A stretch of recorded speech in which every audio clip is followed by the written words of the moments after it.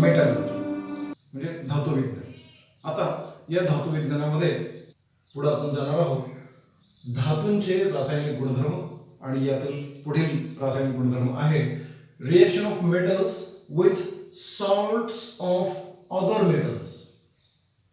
म्हणजे एखाद्या धातूची दुसऱ्या एखाद्या धातूच्या क्षाराबरोबर म्हणजे त्याच्या पाण्यातल्या द्रावणाबरोबर त्याची अभिक्रिया कशी होते की नाही होत अशा पद्धतीचा अभ्यास करणं म्हणजे त्याला reactions of metals with salts of other metals असं आपण म्हणतो.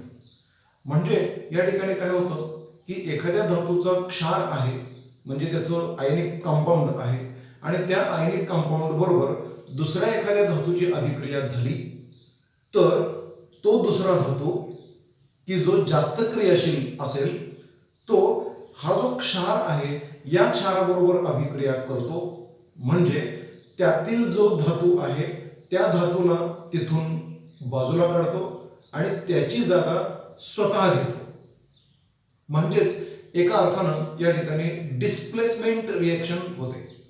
मग अशी डिस्प्लेसमेंट रिएक्शन तो जो धातू आहे त्या धातूनं या धातूला तिथून काढलं आणि ती प्रक्रिया पूर्ण झाली. पण जर समजा हाच प्रकार उलटा केला म्हणजे जो एक धातू या ठिकाणी आधीच्या दुसऱ्या धातूला बाजूला काढून त्याची जागा घेतो तर तो धातू या ठिकाणी या क्षाराबरोबर आणला आणि इथं क्षाराच्या स्वरूपामध्ये असलेला जो धातू होता त्याची जर अशा प्रकारची अभिक्रिया करायचा आपण प्रयत्न केला तर अशी अभिक्रिया होते का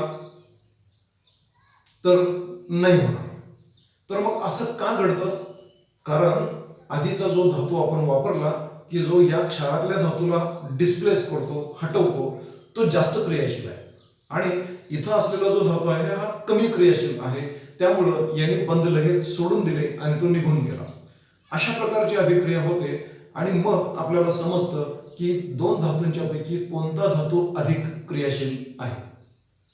that means if one metal is used in a compound, that means in a salt, and the another metal is taken in its pure form, and if that metal is introduced into this solution of the salt of other metal, then this metal takes the place of another metal, it displaces the another metal and it takes its place in that salt. Therefore the metal which displaces the another metal that is more reactive than that of the metal which is present in the already in the salt. Now if we take these metals and the salts in vice versa, that means in reverse conditions, then what happens if such reaction occurs? No, because the more reactive metal is in the salt and the less reactive metal is taken individually. Then what happens as this is less reactive it will not displace the metal which is present in the salt. That means from this we can find out which metal is more reactive and which metal is less reactive. Using this information we can conclude the reactivity series. म्हणजे क्रियाशीलता श्रेणी या ठिकाणी आपण निश्चित करू शकतो आणि ही क्रियाशीलता श्रेणी पाहून आपल्याला लक्षात येतं की कोणते मेटल्स अतिक्रियाशील आहेत, कोणते मॉडरेट आहेत किंवा मीडियम आहेत, कोणते अतिशय कमी क्रियाशील आहेत आणि कोणते अजिबात क्रियाशील नाही आहेत म्हणजे नोबल मेटल असतील. अशा प्रकारच्या धातूंची आपल्याला एक माहिती एक चार्ट मिळतो आणि तो कसा मिळतो तो आता आपण या ठिकाणी पुढील स्लाइडमध्ये पाहणार आहोत. तर मित्रांनो या ठिकाणी आपल्याला एक स्लाइड दिसत आहे आणि याच्यामध्ये reaction of metal with solution of salts of other metals ह्या प्रकारच्या अभिक्रिया आपण या ठिकाणी पाहणार आहोत. तर इथं दोन टेस्ट ट्यूब्स दाखवलेले आहेत. या पहिल्या टेस्ट ट्यूबमध्ये कॉपर सल्फेट सोल्युशन घेतलेलं आहे म्हणजे कॉपर सल्फेटचं द्रावण घेतलेलं आहे आणि त्याच्यामध्ये आयर्न नेल म्हणजे लोखंडी खिळा सोडलेला आहे. अशा प्रकारच्या या अभिक्रियेमध्ये काय घडतं तर इथं म्हणजे हा रबरी बोचा आहे, त्याच्यातून दोरीला बांधून हा लोखंडी खिळा या द्रावणामध्ये सोडलेला आहे. तर इथं काय घडतं, तर इथं हा जो Fe आहे म्हणजे आयर्न नेल आहे, लोखंडी खिळा आहे, त्याची कॉपर सल्फेट बरोबर अभिक्रिया होते, CuSO4 बरोबर अभिक्रिया होते. आणि नंतर आपल्याला असं लक्षात येतं की ह्या खिळ्यावर तांबूस रंगाचा थर जमा झालेला आहे. खिळा झटकला की हे सगळे तांबूस रंगाचे कण खाली तळाला जाऊन बसतात. ते का, तर त्या ठिकाणी अभिक्रिया अशी होते की हा आयर्न या कॉपरला डिस्प्लेस करतो, त्याचं विस्थापन करतो आणि त्याची जागा स्वतः घेतो आणि FeSO4 अशा प्रकारचं द्रावण तयार होतं, म्हणजे फेरस सल्फेटचं द्रावण तयार होतं आणि त्या ठिकाणी कॉपर हा डिस्प्लेस होतो, कॉपरचं विस्थापन होतं. अशा प्रकारची अभिक्रिया जी आहे ही विस्थापनाची अभिक्रिया कधी घडू शकते, जेव्हा इथं असणारा हा जो धातू आहे त्याचं जे क्षार आहे, त्याचे जे सॉल्ट आहेत, यापेक्षा किंवा या धातूपेक्षा हा धातू अधिक क्रियाशील असेल, मोर रिएक्टिव्ह असेल, तरच अशा प्रकारची अभिक्रिया होऊ शकते आणि याचं डिस्प्लेसमेंट होऊ शकतं. आणि असं डिस्प्लेसमेंट झाल्यानंतर हा कॉपर तळाला जमा झालेला आपल्याला दिसतो आणि हळूहळू या द्रावणाचा गडद निळा रंग जो असतो कॉपर सल्फेटचा, तो फेंट होत जातो, कमी कमी कमी होत जातो. आता दुसऱ्या टेस्ट ट्यूबमध्ये जे द्रावण दिलेलं आहे ते द्रावण आहे फेरस सल्फेटचं. आणि मग या ठिकाणी मग आता परत पाहूया की कॉपर वायर ठेवलेली आहे, तांब्याची वायर त्यामध्ये सोडायची आहे. तर अशी कॉपर वायर जर FeSO4 सोल्युशनमध्ये जर सोडली तर काय घडतं, काहीही घडत नाही. No reaction will occur. म्हणजेच अभिक्रिया घडत नाही.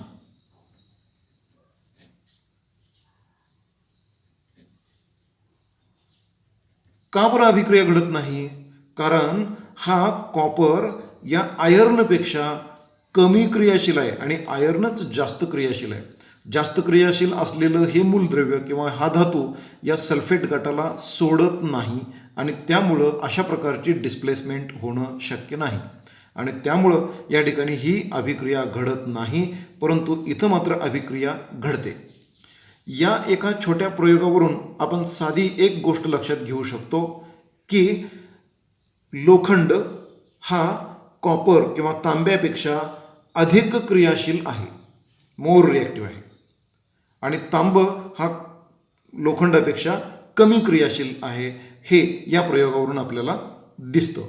अशाच प्रकारचे अनेक प्रयोग शास्त्रज्ञांनी वेगवेगळ्या पद्धतीनं केले आणि त्या प्रयोगांचा निष्कर्ष म्हणून आपल्यासमोर एक रिॲक्टिव्हिटी सिरीज, क्रियाशीलता श्रेणी या ठिकाणी मांडलेली आहे.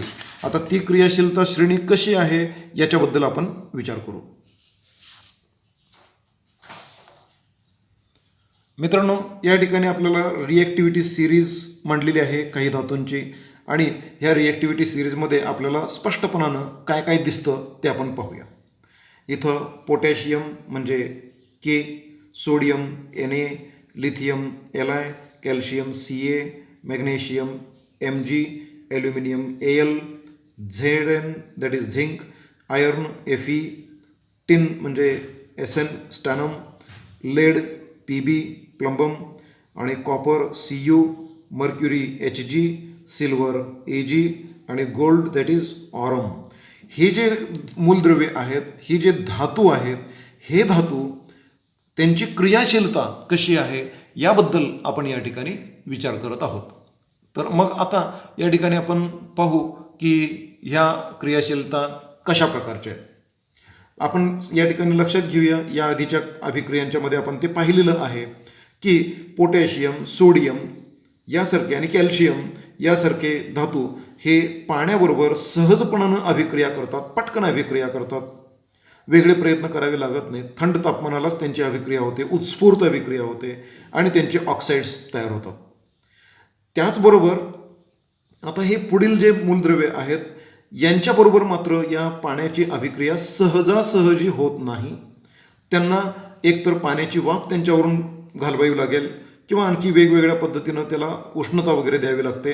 अशा प्रकारच्या अभिक्रिया विशिष्ट पद्धतीनं मुद्दाम केल्याशिवाय घडत नाहीत, म्हणजे सहजासहजी अभिक्रिया घडत नाही आहे, म्हणजे यांच्यापेक्षा कमी क्रियाशील आहेत. हे मोस्ट रिॲक्टिव्ह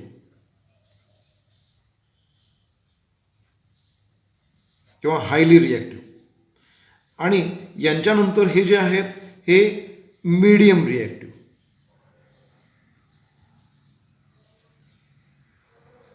हे मध्यम क्रियाशील आहेत, हे मध्यम क्रियाशील आहेत. आणि त्यानंतर यांच्याबद्दल पाण्याचा प्रश्नच नाही आहे, ही सहजासहजी अभिक्रिया अजिबातच घडणार नाही आहे, आणि त्यामुळे यांना आपण लिस्ट रिॲक्टिव्ह म्हणूया, अतिशय कमी क्रियाशील अशा प्रकारचे हे धातू आहेत. आता पुढं आपण पाहू की इथं जर आम्ल घेतलं म्हणजे ॲसिड घेतलं तर ॲसिड बरोबरच्या यांच्या होणाऱ्या अभिक्रिया, तर ह्या सर्व धातूंच्या बरोबर पटकन अभिक्रिया होतेच होते, परंतु यांच्याही बरोबर या सगळ्या मिनरल ॲसिड्सची अभिक्रिया होते, म्हणजे खनिज आम्लांची अभिक्रिया होते, आणि यांचे सुद्धा त्या त्या प्रकारचे क्षार तयार होतात. ते कसे होतात हे यापूर्वीच्या व्हिडिओमध्ये आपण पाहिलेलं आहेच. परंतु जसं आपण पाहिलं की कॉपरची हायड्रोक्लोरिक आम्लाबरोबर किंवा सल्फ्युरिक आम्लाबरोबर अशी सहजासहजी अभिक्रिया होत नाही. नायट्रिक आम्लाबरोबर होते, परंतु त्याला उष्णता द्यावी लागते.